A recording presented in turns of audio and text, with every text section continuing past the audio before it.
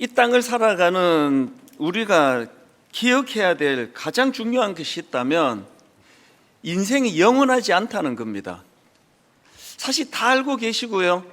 그걸 누가 모르나 하지만 살아가다 보면은 꼭 그거를 잊어버리고 사는 것처럼 그렇게 행동하고 살 때가 많습니다. 막 영원 무궁히 여기서 살 것처럼 기도를 봐도 또 대화를 봐도 전부 이 땅의 것에만 집중하는 그런 것들을 볼 수가 있는데요. 그래서 하나님께서는 성경을 통해서 그 사실을 자각하기 위하여 여러 군데에서 그것을 상기시키는 말씀을 주십니다. 예를 들면 시편 90편 10절, 우리의 연수가 70이요 강건하면 80이라도 그 연수의 자랑은 수고와 슬픔뿐이요 신속히 가니 우리가 날아가나이다. 그리고 야고보서 4장 14절, 내일 일을 너희가 알지 못하는도다. 너희 생명이 무엇이냐? 너희는 잠깐 보이다가 없어지는 안개니라. 제가 가끔씩 부산이나 또 광주나 이런 데 집회를 가거나 또 모임이 있어서 가서 이제 하루 숙박을 하고 이런 새벽에 아침에 일찍 저는 출발하거든요.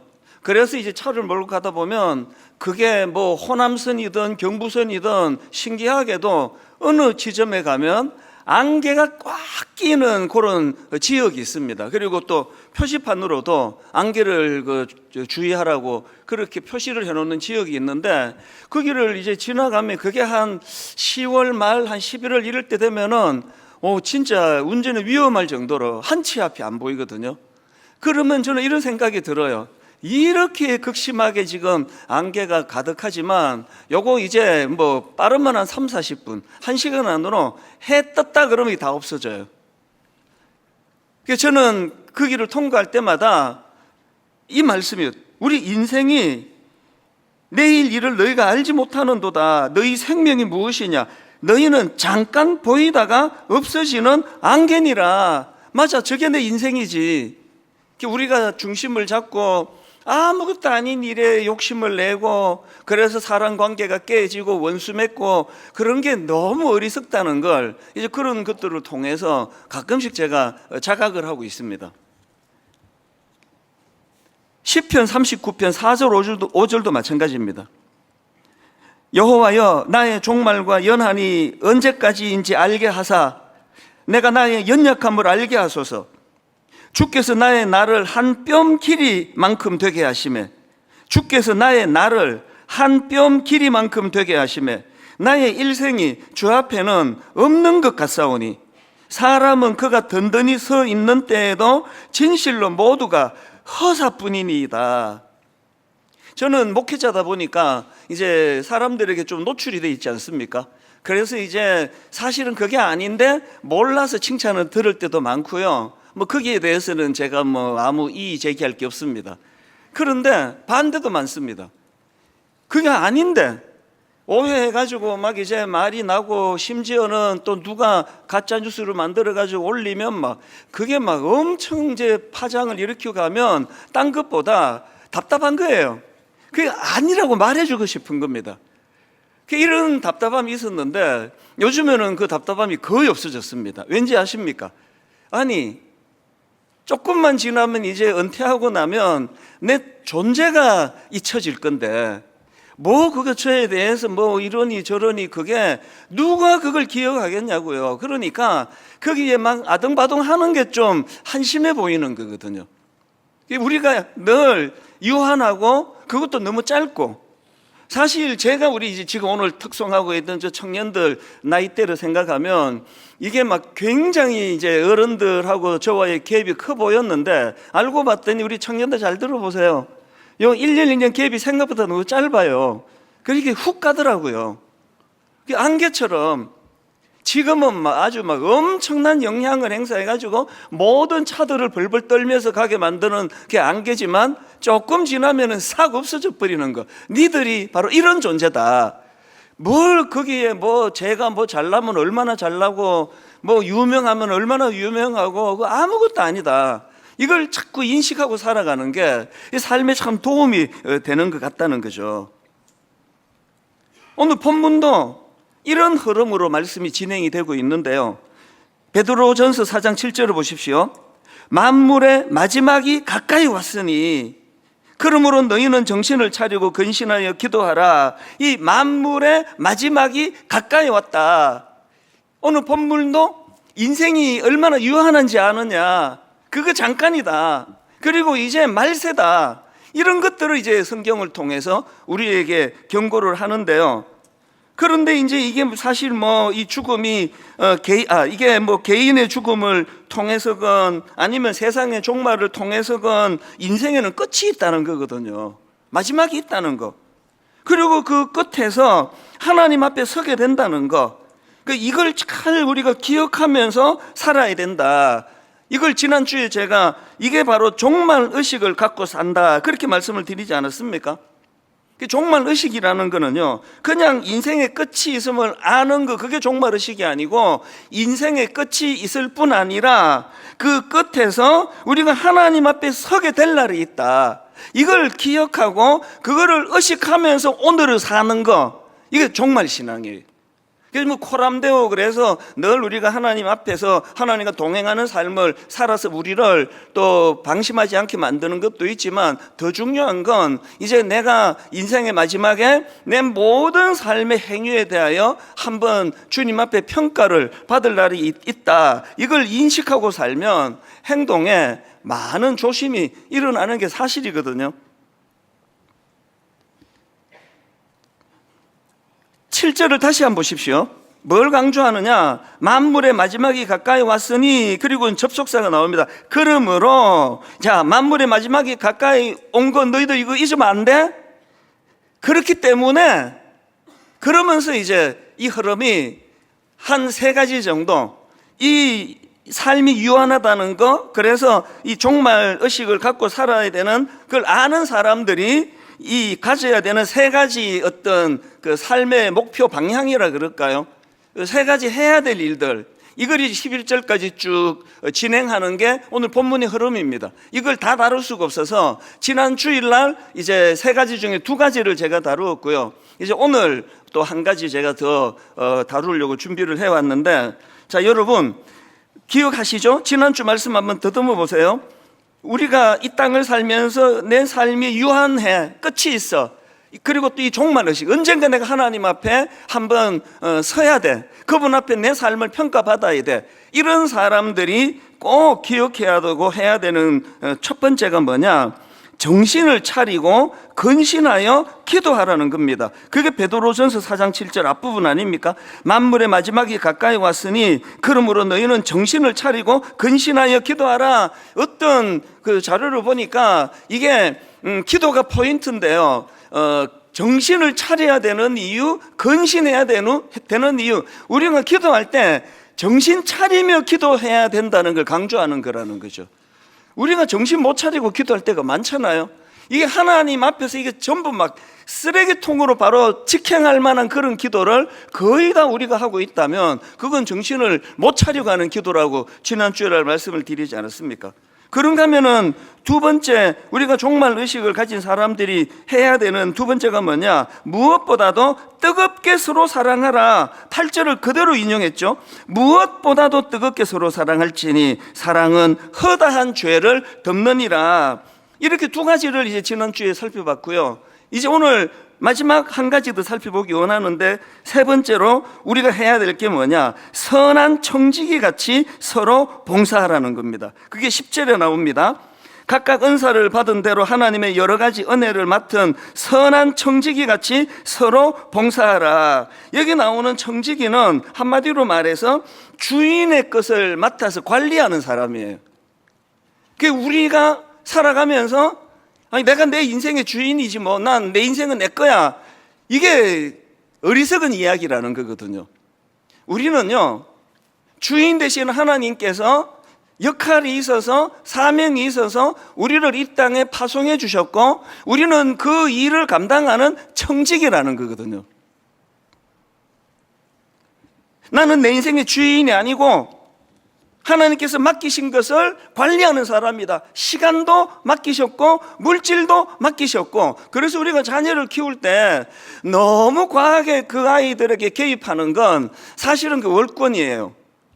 내가 낳은 아들인데요, 내가 낳은 딸인데요. 그래서 그게 여러분 소유가 아니고, 이 동양 문화권은 보통 이제 자살할 때 자식들과 함께 죽는 경우들이 가끔씩 있잖아요. 그러니까 이게 자기가 인생을 끝내면서 다 이제 정리하는 그런 마음이라 그러는데, 그 옳은 게 아닙니다. 그 자녀는요, 여러분께 아니고 하나님이 여러분 가정에 위탁해 주신 생명이에요. 그래서 온 정성을 다해서 이 자녀들을 섬기고 기를 책임이 있지, 그게 뭐 내 건데 뭐 이런, 그래서 우리가 못한 어떤 한 맺힌 거, 내가 이거를 못하고 내가 죽네, 이거 네가 좀 이루어져, 절대 하면 안 되는 이야기예요. 내 인생에서 못다한 걸 자녀들에게 네가 대신 해줘. 그 아이는 하나님의 소유고요, 하나님이 어떤 계획이 있으셔서 여러분 가정으로 보내준 존재 생명이다. 이걸 우리가 인식해야 된다는 거거든요. 자, 그러면 좀 마음에 이게 좀 반발심도 생길 수 있잖아요. 아니, 그 하나님 모르는 사람은 전부 다 내 인생이라면 자기 멋대로 사는데, 아니, 우리 예수 믿는 사람은 맨날 우리는 내 인생인데도 그게 네 게 아니고 하나님 거라고, 그 청지기 의식이다, 조심하며 살아야 된다, 잘 살아야 된다, 왜 그러느냐라고 그런 생각을 하고 계시다면, 여러분 디모데후서 3장을 한번 보세요. 이 질문의 답이 여기 있습니다. 디모데후서 3장 1절부터 한번 보십시오. 너는 이것을 알라. 말세에 고통하는 때가 이르러 사람들이 자기를 사랑하며 돈을 사랑하며 자랑하며 교만하며 비방하며 부모를 거역하며 감사하지 아니하며 거룩하지 아니하며 무정하며 원통함을 풀지 아니하며 모함하며 절제하지 못하며 사나우며 선한 것을 좋아하지 아니하며, 이게 쭉 계속되거든요. 근데 여러분 뭐 좀 느껴지는 거 없습니까? 이게 2000년 전에 예언한 말씀인데, 오늘 이제 이 악한 이 시대에 이게 뭐 거의 지금 이 시대를 보고 쓴 것 같잖아요. 전부 지금 이 시대에 일어나고 있는 일들이거든요. 그래서 여기서 지금 예언한 게 1절에서 선포하잖아요. 너는 이것을 알라. 말세에 고통하는 때가 온다는 거예요. 솔직히 제가 중고등학교만 돼도 이런 말 안 믿었습니다. 그때 뭐 다 전쟁통에 보릿고개에 어른들은 우리들 세대보다 많이 못 배우시고 많이 어려우셨는데, 이제 우리는 배우는 세대인데, 이제 우리가 다 이 세상의 기성세대가 되면 계몽이 돼가지고 이제 이 사회가 엄청 좋아질 거다. 저도 그렇고 제 친구도 그렇고 다 그렇게 생각했는데요. 아니, 웬걸요? 지금 막 모두가 이제 고학력이 되고 막 엄청 똑똑해지고, 게다가 막 인터넷까지 무장이 돼가지고 이제는 뭐 지식 이런 게 필요 없습니다. 뭐든지 잠깐만 그 찾으면 돼요. 뭐 외울 필요도 없고 막 온 세상이 지식으로 충만했는데, 여러분 아무리 생각해도 지금 우리가 60년대, 70년대, 80년대보다 행복하지 않아요. 아무리 생각해도요. 그 여기 지금 전제가 뭐죠? 너는 이걸 알아라. 말세에 고통하는 때가 온다. 그런데 그 고통이 무슨 전쟁이 나고 뭐가 나고 외부에서도 요인이 있지만, 성경이 말하는 건 그 고통이 어디서 출발하느냐? 2절, 사람들이 자기를 사랑하고 돈을 사랑하며, 이 두 큰 축이 나머지 전체를 지금 만들어내는 모체예요, 모체. 오늘 우리 시대는 끔찍하게 자기를 위하는 시대 아닙니까? 너무나 자기를 사랑하는 시대 아닙니까? 극단적으로 자기 중심으로 살아가는 시대. 그래서 학교 선생님들도 다 진통을 하고, 목회하는 목사님들도 많이 목회가 힘들대요. 예전에는요, 양해를 구하면 다 됐대요. 아이고, 그 애가 좀 힘들었네요.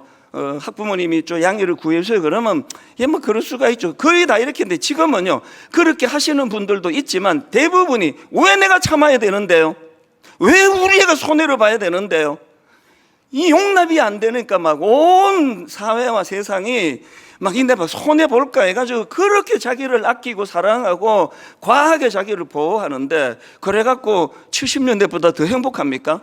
아니, 제가 그때 그 통계를 말씀드렸는데요, 미국 같은 데는 그 수면제가 요렇게 작은 거 아닙니까? 이게 막 몇 톤씩 유통이 되고, 이제는 수면제 없이는 잠을 이루지 못하는 불면의 밤을 보내는 사람이 사회 문제가 될 정도로 왜 이런 일이 일어나느냐고요. 우리가 놓치는 게 뭐죠? 내가 날 위하고 내가 돈 많이 벌고 이걸 갖고 내가 나를 보호하면 나는 날 지킬 수 있고 행복할 것이다. 그게 아니에요. 그래서 우리가 이 창조 질서를 따라서 내가 내 인생의 주인이 돼서 살아보니까 저는 여러 번 말씀드리고 우리 애들한테도 자주 얘기하는데 우리는 진짜 우리를 위하지 않아요. 뭐 사랑한다 어쩐다 하지만 우린 진짜 우리를 위하지 않습니다. 또 위하는 방법도 몰라요. 그래서 저는요, 제가 내 인생의 주인이 아닌 게 살아갈수록 너무 다행이다 싶어요. 창조주 그분이 내 주인이 되시고 나는 청직이라는 거.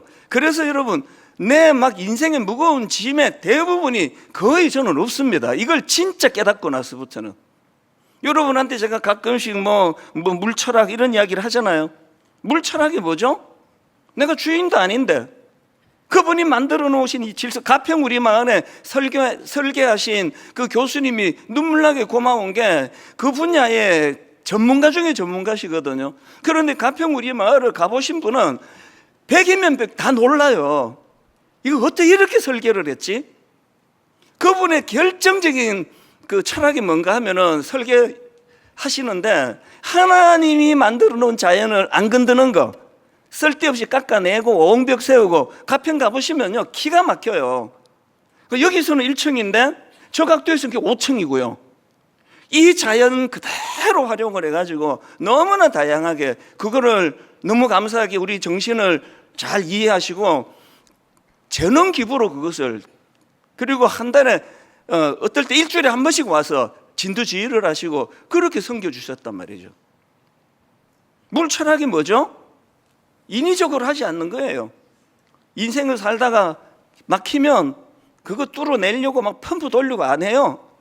그냥 멈추는 거죠. 물이 뭐 그렇게 무리하는 거 봤습니까? 그리고 기다리고 있으면 또 하나님이 또 열어주세요. 넘치면 또 흐르면 되거든요. 감히 24년 저 그렇게 목회해 왔다고. 그래서 여러분들이 막 깜짝깜짝 놀랄 이런 것들, 일만성도 파송이 있잖아요. 지금 여러분 표정이 그래갖고 그건 이제 사명이니까 힘들어도 해야 되는 문제니까요. 빨리 다음으로 넘어가야지. 저는 목회자다 보니까 이 삶 속에서 청지기 정신이 가진 의미를 자주 또 돌아보고 또 묵상하게 되는데요. 뭐 예를 들면 이런 겁니다. 저는 1990년도에 신학교에 입학을 했고요. 그 해부터 신학교 1학년 때부터 제 모교회에서 대학부 설교를 임시로 좀 맡아달라 그래가지고 저는 90년도부터 설교를 했던 사람이에요. 그러니까 지금 횟수로 한 36년, 37년을 설교하는데요. 여러분 아시죠? 뭐든지 간에 10년 정도 뚫으면 전문가가 된다 그러는데 저는 37년째 설교를 하는데도요 진짜 모르겠습니다. 그리고 한 번씩 혼미해져요. 월요일 아침에 일어나서 그 다음 주 설교를 이제 정리를 하다가 보면 어느 날 갑자기 이렇게 꽉 막혀버려요. 그럼 두려움이 와요. 이번 주 어떡하지? 그러면은 이제 이게 뭐 월요일이면은 그래도 뭐 또 대체라도 하죠. 토요일 오후에 이런 경우가 또 와요. 말씀이 들어오지를 않고 이게 뭐 어떻게 해야 되나? 그러면요 갑자기 또 딴 책 찾고 막 주석 뒤지고 막 이러면 더 혼미해집니다. 그럼 막 더 늪으로 빠지는 것 같아. 그럴 때는 딱 덮고 그리고 하나님께 기도하죠. 하나님, 제가 아무리 설교 많이 하고 오래 하고 또 젊은 목사들한테 뭐 설교란 말이야 그렇게 훈수도 두고 하지만, 그러나 하나님, 저는 주인이 아닙니다. 저는 청직입니다. 하나님이 주시는 것까지 밖에는 할 수 없는 인생임을 고백합니다. 하나님, 저를 불쌍히 여겨주시기를 원합니다. 그리고 하나님께 영광이 되는 말씀을 전하려고 하나님 더 애쓰겠습니다. 그렇게 기도하고 나면 신기하게 뚫리는 걸 경험합니다. 그건 아무도 다른 사람 이해하지 못해요. 저에게는 주인이 계시고 저를 인도하시고 그분이 항상 가이드해 주시기 때문에 이제 목회 한 30몇 년 했다고 교만해지고 지멋대로 할까봐 지금도 이런 일을 주세요. 토요일만 되면은 너무 힘들어요. 지금 30몇 년 설교하고 있는데 토요일만 되면은 그렇게 긴장이 되고 냉장고 문을 열었다 닫았다 하고 새우깡 막 이 찾고 막 좀 사달라고 막 빌고, 그리고 더 웃기는 게 뭔지 아세요? 금요일 저녁에 우리 애한테 내일 아빠가 맛동산 사달라고 새우깡 사달라고 아무리 얘기해도 절대 사주지 마, 부탁도 해요. 근데 이게 안 돼요. 막 안절부절하고 막 내일 이거 어떡하나 우왕좌왕하고. 그게 뭘 의미합니까? 내 관록과 내 실력과 내 경험으로 하는 게 설교가 아닌 거예요. 주셔야 해요. 그래서 매 토요일마다 긴장되고 떨리고 이게 이해가 잘 안 되는데 한편으로는 이해가 되는 거죠. 그리고 또 우리가 청지기 정신을 갖고 살아가면 좋은 게 뭔지 아세요? 무리가 없고 인생에 욕심이 줄어듭니다. 제가 아는 여 목사님이 계시는데요, 이분은 사업을 크게 하시는 분이에요. 근데 원래 목회자가 아니었는데 이분은 이제 그 물질을 가지고 선한 일을 많이 하시는데, 특히 그 홀 사모님들 아시죠? 목회하던 남편이 목사님이 갑자기 돌아가시면 그 이제 홀 사모라 그래요. 그 당장에 이제 사모님들은 진짜 어렵거든요. 근데 이 여 목사님께서 거기에 많은 헌신을 하고 계시는데 왜 목사 안수를 받았느냐? 자기가 이런 사역을 해보니까 신학하고 목사가 되어야 이런 일들에 더 원활하게 이게 되더라. 그래서 그 바쁜 사업하는 분이 지금 목사가 되셨어요. 그리고 그런 부분에 여전히 마음을 쓰고 계시거든요. 여러분, 돈이 많다고 아깝지 않습니까? 그러나 이분을 보면, 그리고 또 한 가지 놀라는 게 사업이 막 계속 확장이 돼요. 믿어지지 않을 정도로 계속 확장. 사람이요, 막 잘해보겠다고 경직되면 이게 안 풀리고요, 너무나 여유롭게 이제 하나님 은혜를 구하고 하나님 물질 주시면 이거 가지고 아름답게 쓰고 그렇게 살아가니까 오히려 사업이 더 잘 되는 거예요. 이게 청지기 정신이 가지고 있는 너무나 아름다운 모습입니다. 그래서 이제 저는 좀 더 구체적으로 이 청지기 정신이 우리 삶에 어떤 의미 또 어떤 선한 결과를 가져다 주는지 이걸 좀 설명을 드리려고 하는데요. 여러분, 우리가 만약에 청지기 정신을 갖고 산다면은 한 이런 양상이 나타나요. 첫 번째, 청지기 정신을 갖고 산다는 게 뭐냐? 맡겨진 일에 충성을 다하는 삶의 태도를 가진다는 뜻입니다. 고린도전서 4장 2절 아시죠? 맡은 자들에게는 구할 것은 충성이니라. 이게 청지기 정신이거든요. 이 청지기 정신을 잘 구현한 인물 중에 한 사람이 다윗 아닙니까? 다윗은 어릴 때 아버지가 양을 잘 관리해라, 그래서 아버지가 양을 맡겨주신 그걸 감당하던 목동 아니었습니까? 그런데 여러분, 이 다윗이 이게 좀 무모해요. 아니, 그 양 한 마리 때문에 목숨을 거는 어리석은 사람이 어디 있습니까? 그냥 뭐 사나운 짐승이 와서 양 한 마리 물고 갔다 그러면 뭐 네가 책임져, 그럴 아버지가 어디 있냐고요. 그런데 다윗은 거기에 모든 걸 다 거는 거예요. 제가 청소년 사역할 때 이야기 여러 번 했습니다. 이게 청지기 정신이거든요. 이게 막 너무 막 의미가 있고 크고 그게 아니라 그냥 뭐 양 한 마리 이거 지키는 일, 이 양떼들 지키는 가운데 뭐 한 마리라도 내가 놓치지 않겠다고 하는 그 놀라운 그 마음을 가지고, 그래서 물맷돌이 내가 모르긴 해도 그래서 고안한 거 아니겠니? 아니, 어린 다윗이 그 사나운 짐승을 어떻게 맞서 이기겠냐? 그러니까 물맷돌을 가지고 그 양을 보호하기 위해서 노력하면서 만든 거 아니냐? 니들 한번 생각해 봐라. 이 물맷돌을 가지고 연습할 때 뭐 다윗이 뭐 막 허풍 민족 해방 구원 막 뛰두르고 그렇게 한 거 아니다. 그냥 다윗은 양 지키는 일이 내게 맡겨진 일이라면 이거 하다가 죽을 사람처럼 한 거다. 저는 우리 교회 청소년부터 시작해서 우리 청년들이 이르기까지 너무 멀리 내다보고 꿈꾸는 거, 꿈은 꿔야 되는데 발은 땅에 딛고 오늘 이 하루 내게 맡겨진 일. 그래서 가끔씩 그 청소년 집회 가면요, 꼭 묻는 애가 있습니다. 공부는 왜 해야 되는데요? 그럼 내가 이렇게 답합니다. 나도 모른다, 그냥 해라. 뭐 왜 해야 되는지 그거 누가 압니까? 그러나 중학교 다니고 고등학교 다닐 때 하는 일이 공부하는 일이니까 그냥 하는 거예요. 그냥 양 지키는 일이면 아니 내가 왜 양 지켜야 되는데요? 그러지 말고 그냥 양 지키는 거예요. 그게 그렇게 물맷돌을 연습한 게 나중에 나라를 구하는 데 쓰이는 연습인 걸 본인도 몰랐을 거 아니냐고요.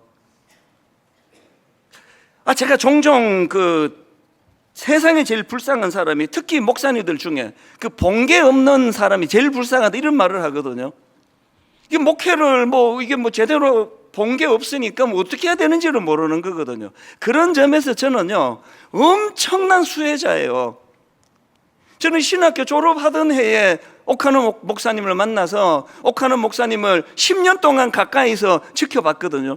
그분을 가만히 이렇게 관찰하고 지켜보니까 목회를 이렇게 하는 거구나. 그리고 점점 존경이 가는 거죠. 너무나 사람 많은 데서 설교하실 때나 1대1로 저랑 대화할 때나 너무 똑같으시고 한결같고, 목회는 과장하지 않고 있는 그대로 포장하지 않고, 설교도 목소리 이상하게는 할렐루야 이런 소리 안 하고 그냥 평소에 쓰는 목소리로 이렇게 하는 거구나. 이걸 다 배운 거죠. 저는 여러분 아시지만 어른 목회를 해본 적도 없는데, 중고등부만 했는데, 교회를 개척하면서 부들부들 떨었는데 어려운 게 아니더라고요. 오카노 목사님 하시는 대로만 따라하니까 그렇게 되더라니까요. 저는 목사님의 강의 중에서 우리 목회자들 후배들에게 하신 강의 중에 광인론이라는 강의가 있습니다. 광인, 미친 사람, 광인론. 이런 얘기 여러분 아시잖아요. 미치지 않으면 미칠 수 없다. 미치지 않으면 도달할 수 없다. 이게 목사님의 정신이에요. 그래서 제가 30 초반부터 이 목사님을 지켜봤는데 모든 걸 다 거시거든요. 그래서 에피소드도 많습니다. 무슨 일인지는 몰라도요, 젊은 시절에 목사님이 사모님하고 어디 가시다가 저기 이제 성도님들이 가는데 갑자기 사모님하고 내려라 그랬대. 다시 빨리 내리라. 그래갖고 그분들 태우고 어디를 갔대요. 내 막은 몰라요. 거기에 무슨 일인지는 몰라도 또 사모님도 대단해요. 그럼 또 내리세요. 하여튼 모든 걸 목회에다가 다 거셨기 때문에 그분이 너무나 존경받는 그런 어른이 되셨는데, 중요한 건 뭔지 아십니까? 참 아이러니한 건데요, 여러분, 다윗같이 산 사람과 오카노 목사님 같이 사신 분하고 특징이 하나 있는데요, 행복해요. 뭘 모르는 사람은 인생을 그렇게 재미없이 사느냐, 목회 대충 해라, 그렇게 재미없이 그렇게 하냐면 몰라서 그래요. 여러분, 마태복음 25장 20절 21절 한번 보십시오. 5달란트 받았던 자는 5달란트를 더 가지고 와서 이르되, 주인이여 내게 5달란트를 주셨는데 보소서 내가 또 5달란트를 남겼나이다. 그 주인이 이르되, 잘하였도다 착하고 충성된 종아, 내가 적은 일에 충성하였으면 내가 많은 것을 너에게 맡기리니. 그 다음 같이 읽습니다. 시작. 내 주인의 즐거움에 참여할지어다. 우리가 청지기가 되어서 최선을 다해서 충성하며 살아갈 때 주인의 즐거움에 동참하는 게 된다는 거거든요. 목사님에게서 이걸 제가 배웠다는 거죠. 그래서 몸은 피곤한데 이상하게 기뻐요. 몸은 힘든데 쉴 때보다, 저는 일주일 중에 쉬는 월요일이 제일 가라앉아요. 마음도 자꾸 복잡해지고 힘들어지고. 왜? 마음을 다해서 달려갈 때 거기에 주인의 즐거움에 참여하는 기쁨을 주신다. 오늘 이걸 이론으로서가 아니라 여러분이 청지기로 삶 가운데 맛보게 되시기를 바랍니다. 두 번째로요, 청지기 정신을 갖고 산다는 건 무슨 의미를 갖고 있나? 하나님 앞에 설 결산의 날을 인식하며 사는 삶이다. 앞에서도 말씀을 드렸죠. 누가복음 16장 1절 2절입니다. 또한 제자들에게 이르시되, 어떤 부자에게 청지기가 있는데 그가 주인의 소유를 낭비한다는 말이 그 주인에게 들린지라. 주인이 그를 불러 이르되, 내게 대하여 들은 이 말이 어찌 됨이냐? 내가 보던 일을 셈하라. 청지기 직무를 계속하지 못하리라 하나. 우리가 이런 본문을 읽을 때 뭘 우리가 두려워해야 돼요? 언젠가 우리도 그분 앞에 심판받을 날, 내 삶을 결산당할 날이 온다는 거예요. 로마서에서도 비슷한 말씀이 나옵니다. 로마서 14장 12절입니다. 이러므로 우리 각 사람이 자기 일을 하나님께 어떻게 한다고요? 짓고 하리라. 굉장히 센 표현 아닙니까? 변명할 수도 없고요, 어떻게 할 수가 없는 날이 와요. 인간만 생각하고 사람은 얼마나 어리석습니까? 사람은 눈에 보이는 것만 보고 판단하는데 얼렁뚱땅 대충 해도 여러분이 저를 어떻게 하시느냐고요. 우리 다섯 식구, 우리 집안 식구들 말고는 저에 대해서 이게 진짜로 맞는 말인지 지어내서 하는 말인지 아무도 모르세요. 그런데 제가 이걸 두려워하는 게 뭐죠? 하나님 앞에 직고하는 날이 와요. 여러분 이걸 아세요? 지금부터 그 하나님 앞에 설 걸 대비해서 예상 문제 좀 만드셔야 돼요. 시험 준비하셔야 됩니다. 저는 알아요. 하나님이 저 마지막 결산할 때 분당 우리 교회 몇 명까지 모아봤어? 제일 많이 모일 때가 몇 명이야? 그런 거 묻지 않으신다고 저는 생각합니다. 너 정직하게 목회했니? 설교 조회수가 얼마나 왔어? 이런 거 안 물으세요. 너 설교 정직하게 설교했나? 속이는 거 없었나?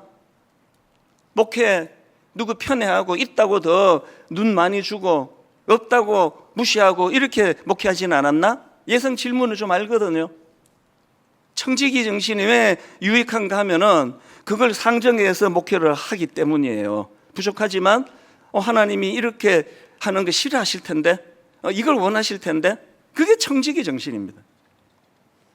그런가 하면은 세 번째로 청지기 정신을 갖고 사는 게 뭐냐? 맡겨진 사명으로 혼란 없이 사는 삶을 말합니다. 제가 이민 초기에 막 엄청 힘들고 우울하고 죽고 싶고 이럴 때 하나님이 지금 생각해 보면 주인 되시는 그분이 저를 살리는 방식이 뭔지 아세요? 지금 생각하면 그게 말도 안 돼요. 아니 내가 지금 이게 영어도 못하고 학비도 대줄 사람이 없어가지고 막노동 하면서 그렇게 이제 하다가 뭐 일주일 있다가 쫓겨나고 5일 일하다가 쫓겨나고 이제는 더 갈 데도 없고 통장 20불까지 떨어지고 그랬는데 진짜 웃겨요. 하나님이 제 마음에 감동을 주셔가지고 제가 주사실 만들었다고 했던 기억나십니까? 주님의 사랑 실천 운동. 그래가지고 주사실, 그게 한국에 있을 때부터 좀 이제 그 하는 선배들하고 같이 한 적이 있거든요. 그래가지고 지금 먹고 죽을 돈도 없는데 또 제가 다니던 학교는 다 이제 좀 가난한 애들이 주로 많아요. 그 주립대학은 학비가 싸기 때문에. 그래가지고 안 그래도 다 가난한데 회비 20불씩 다 내라. 그래갖고 이제 주님의 사랑 실천 운동, 그 돈을 갖고 우리 가난한 사람 돕자. 우리가 제일 가난한데 그때 우리 가난한 사람 돕자 그러다가 몇 달 안 가가지고 이제 깨져버렸죠. 준비가 안 돼가지고. 그러나 저는 분당 우리 교회 안에 주사실이 있다고 저는 믿습니다. 그리고 또 이해가 안 되는 게 뭐냐, 그렇게 죽을 지경인데 정말 웃겨요. 지금 생각하면 하나님이 막 가슴 벅찬 꿈을 주시는데 만 40살까지 미국에서 미친 듯이 돈을 벌어가지고 이제 만 40살이 되면 한국에 돌아가서 고아원 하나, 양로원 하나, 그런 꿈을 제게 주셔가지고 얼마나 웃기는지 아십니까? 너무 우울하고 죽고 싶고 막 이럴 때, 포기하고 싶을 때 하나님께서 이런 웃기는 마음을 주셨어요. 이런 생각이 들죠. 아니 내가 40살이 돼서 고아원 하나, 양로원 하나 차려야 되는데 지금 힘들다고 내가 죽어버리면, 내가 힘들다고 이거 포기해버리면 그 혜택 받을 고아원에 가야 되고 양로원에 가야 돼. 그분들 어떡하지? 지금 잘 따라오고 계세요? 지금 무슨 소리야 저게? 저도 몰라요. 내가 지금 먹고 죽을 돈이 없는데 그로부터 한 20년 가까이 지나가지고 내가 포기하면 그 누군가가 이 혜택을 못 받게 되는데, 이런 논리로, 이게 놀라운 게 뭔지 아세요? 세상에 이게 날 일어서게 하더라니까요. 이게 저를 하여금 그 절망 중에도 절대로 포기할 수 없도록, 그리고 대학을 졸업할 실력이 전혀 안 되는 그 상황에서도 이걸 내가 포기할 수가 없다. 그랬더니 나중에 목사 되는데 하나님이 그걸 서셔가지고 신학대학원 들어가는데 얼마나 유용하게 그게 사용이 됐겠냐는 거죠. 뭘 말하고 있습니까? 여러분, 우리가요, 이 청지기로서 사명의식을 우리가 회복하는 게, 그게 내 삶에 활력을 가져다 준다는 겁니다. 젊은 시절부터 이 원리를 잘 아시게 되기 바랍니다. 오늘 이따가 우리 또 청년들이 나와가지고 기쁘게 찬양하고 그래야 되니까 이 설교를 하다 보니까 이게 이렇게 이제 빨리빨리 이제 마무리를 짓겠습니다. 제가 간단하게, 그래서 이제 우리가 남은 시간에 이 청지기 정신으로 무장해서 해야 될 세 가지를 아주 간단하게 말씀을 드리고 이제 마무리하겠습니다. 자, 선한 청지기 정신을 가지고 해야 할 세 가지, 그 중에 하나가 첫째가 뭐냐? 다양한 은사로 서로를 섬기라. 자, 베드로전서 10장 보십시오. 각각 은사를 받은 대로 하나님의 여러 가지 은혜를 맡은 선한 청지기 같이 서로 봉사하라. 여기 지금 각각 여러 가지 은혜, 그리고 서로 봉사하라, 이런 반복되는 표현들이 뭘 이야기합니까? 하나님은 모든 사람에게 각각의 다양한 은사를 주셨어요. 그래서 여러분이 사단에 속아가지고 나는 할 수 있는 게 아무것도 없습니다. 절대로 그런 일 없습니다. 오늘 이 말씀 앞에 자기를 돌아봐서 하나님이 여러분만 하실 수 있는 놀라운 은사를 주셨고, 그리고 그걸 가두어 두면 안 되고 흘려보내는 게 은사예요. 사용하는 게 은사입니다. 두 번째로 선한 청지기의 정신을 가지고 우리가 기억해야 될 거, 하나님께서 주시는 힘으로 감당해야 된다. 내가 열정적으로 사역하되 하나님께서 주시는 힘으로 감당해야 된다. 11절의 그 내용입니다.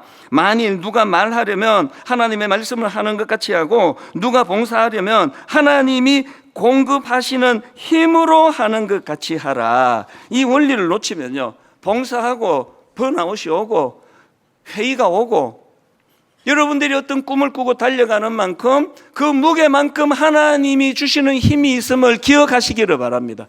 그 힘을 계속 우리가 인식하고, 마지막 세 번째로 여러분 선한 청지기 정신을 가지고 해야 될 한 가지, 모든 영광을 하나님께 돌려드려라. 11절 후반절의 결론입니다.